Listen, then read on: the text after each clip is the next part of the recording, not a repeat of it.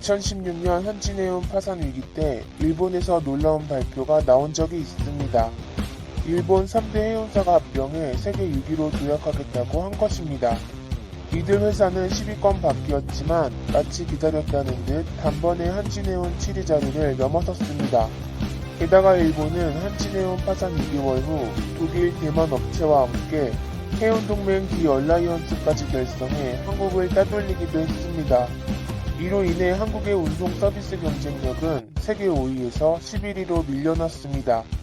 당시 현대상선과 합병시켜야 한다는 주장도 있었지만 정부는 결국 파산을 선택했습니다.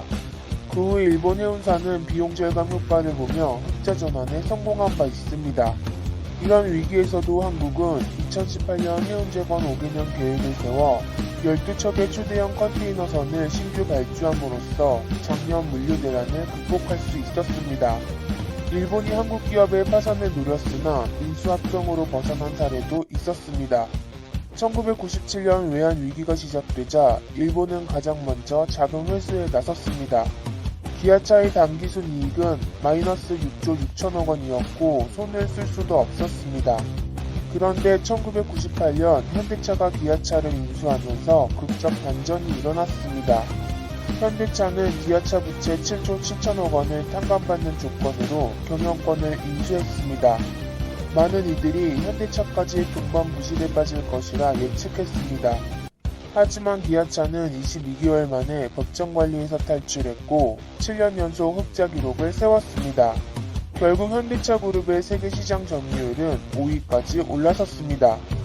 기아차만 놓고 봐도 지난해 2조 원이 넘는 영업이익을 냈습니다. 국내에서 55만 대, 해외에서 205만 대의 차량을 판매했을 정도로 경쟁력을 확보한 것입니다.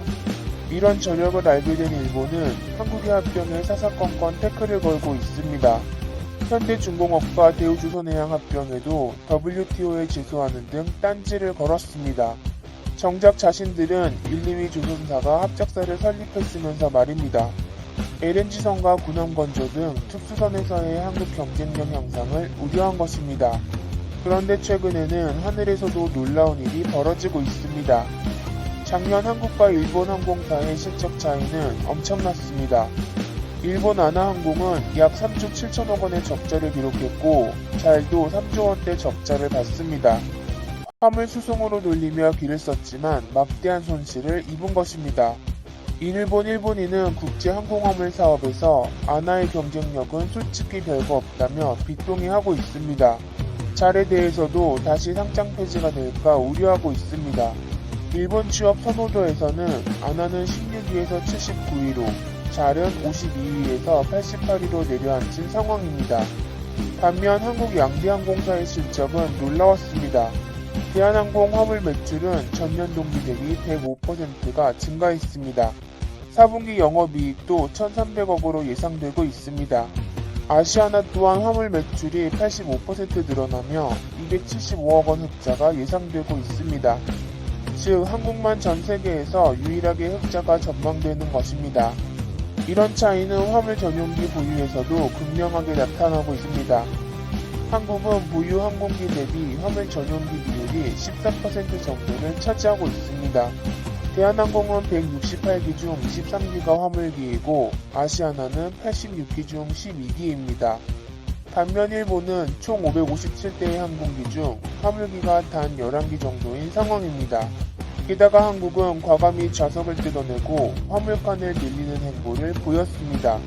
좌석을 제거하니 중량이 감소하면서 연료비까지 절약할 수 있었습니다. 여기에 IT 장비와 반도체 등 한국의 강점이 있는 화물 수요까지 쏟아져 들어왔습니다. 삼성전자와 SK하이닉스 등의 실적이 대폭 향상되면서 물량이 넘친 것입니다. 그리고 올해부터는 백신 운송까지 늘어날 전망입니다. 전 세계적으로 약 80억 도주 규모의 백신 운송이 예상되고 있습니다. 이는 보잉 777F 항공기 8,000대가 필요한 분량입니다. 한국항공사는 의약품 수송이 가능한 CIV 파르마 인증까지 획득하고 있습니다. 전세계 항공사 중 18곳만 획득했을 정도로 까다로운 인증서입니다. 결국 한국은 만반의 준비와 함께 변화에 빠른 대응을 한 것입니다. 이런 상황에서 대한항공과 아시아나가 합쳐지려 하자 일본이 노심초사하고 있습니다. 합쳐질 경우 대한항공의 순위는 현 19위에서 세계 7위가 될 전망입니다. 한국에 뒤처질까 일본 양대항공사의 통합추진설도 속속 나오고 있습니다. 그런데 일본 언론들조차 이것은 최악의 시나리오라고 밝히고 있습니다. 대한항공이나 아시아나는 합병으로 위기를 극복할 수 있지만 일본 항공사는 합쳐지면 1+1은 2가 아니라 1도 되지 않을 수 있다는 것입니다. 일본 네티즌들도 합쳐지면 파탄 위험이 2배가 될 수 있다며 우려하고 있습니다.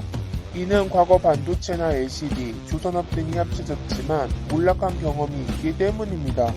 사실 국토가 넓고 인구가 많은 미국과 중국을 제외하면 대형 국적 항공사가 2곳 이상인 곳은 한국과 일본, 대만, 필리핀 정도입니다. 영국이나 독일, 호주 등 대부분의 나라들은 대형 국적 항공사가 한 곳뿐이고 면적이 가장 큰 러시아나 두 번째로 큰 캐나다도 한 곳뿐입니다. 에어프랑스와 네덜란드 KLM은 아예 합쳐서 한 회사가 되기도 했습니다. 일각에서는 한국 양대항공사가 합쳐지면 고객한테 불리할 수도 있다고 하지만 전 세계 업체와 경쟁하는 상황에서 합쳐지는 것이 유리하다는 분석입니다. 한국 기업은 합쳐지면 2가 아니라 3 이상이 될 수 있기 때문입니다. 위기에도 강하고 기회에 더 강한 한국. 과연 일본이 막아설 수